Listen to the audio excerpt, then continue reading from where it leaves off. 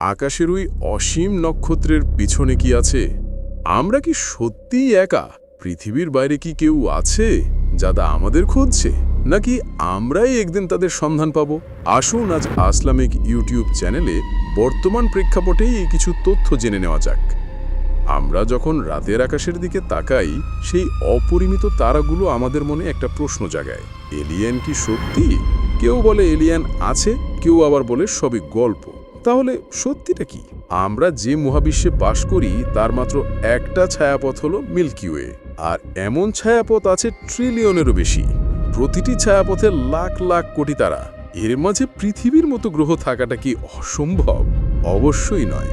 অনেক বিজ্ঞানী মনে করেন এলিয়েন থাকার সম্ভাবনা আছে, বরং না থাকাটাই অসম্ভব। 1961 সালে ডক্টর ফ্র্যাঙ্ক ড্রেক একটি সমীকরণ তৈরি করেন, যার নাম ড্রেক ইকুয়েশন। এই সমীকরণ হিসাব করে দেখায় আমাদের গ্যালাক্সিতেই বুদ্ধিমরী সভ্যতা কতগুলো থাকতে পারে। সমীকরণ অনুসারে 20 থেকে 50 মিলিয়ন সভ্যতা থাকতে পারে। অর্থাৎ আমরা একা নই, বরং আমরা কোটি কোটির মাঝে একজন মাত্র। প্রতি বছর হাজার হাজার মানুষ ইউএফও দেখার দাবি করে, আমেরিকা, রাশিয়া, ভারত, আমাদের দেশেও। কিন্তু বিজ্ঞানীরা বলেন এর বেশিরভাগই বিমান, ড্রোন, আবহাওয়ার বেলুন, এমনকি গ্রহের আলো। তবে আশ্চর্য ব্যাপার হলো, একটা সময় মার্কিন সরকার স্বীকার করেছে তাদের কাছে কিছু ইউএফও ফুটেজ আছে যেগুলোর ব্যাখ্যা তারা দিতে পারেনি।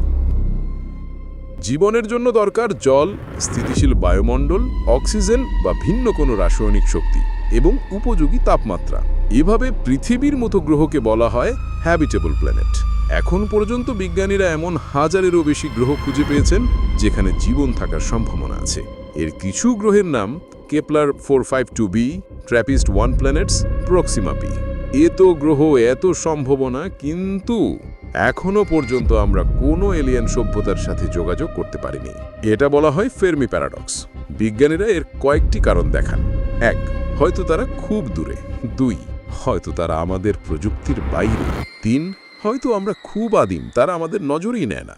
4, বা ভয়ঙ্কর, হয়তো বুদ্ধিমান সভ্যতা কিছু সময় পরে নিজেই ধ্বংস হয়ে যায়, যেমন পরমাণু যুদ্ধ বা জলবায়ু পরিবর্তনে।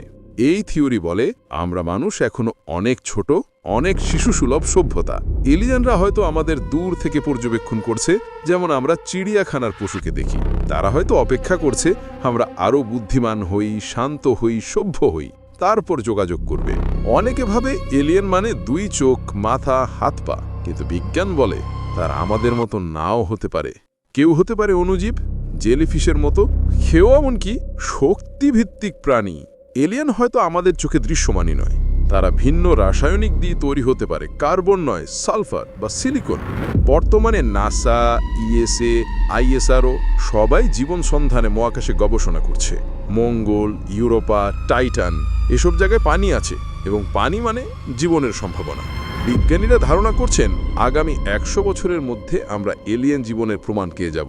আমরা এখনো তাদের পাইনি, কিন্তু প্রমাণ আছে মহাবিশ্ব এত বড় যে শুধু মানুষ থাকা অসম্ভব। যেমন আমরা, তেমনি অন্য কেউ, অন্য কোনো গ্রহে। হয়তো এখনই আকাশের দিকে তাকিয়ে ভাবছে ওই নীল টুকরোটা কোন গ্রহ, ওখানে কি কেউ আছে? সত্যি কথা হলো, এলিয়েন আছে কি নেই তা নয়, বরং আমরা কখন তাদের খুঁজে পাবো। যদি ভিডিওটি ভালো লাগে লাইক দিন, সাবস্ক্রাইব করুন এবং মন্তব্যে লিখুন আপনার মতে এলিয়েন কি সত্যি সত্যি আছে। পরের ভিডিওতে দেখা হবে মহাবিশ্বের আরেক রহস্য নিয়ে। ততক্ষণ পর্যন্ত চোখ রাখুন আকাশের ওপারে।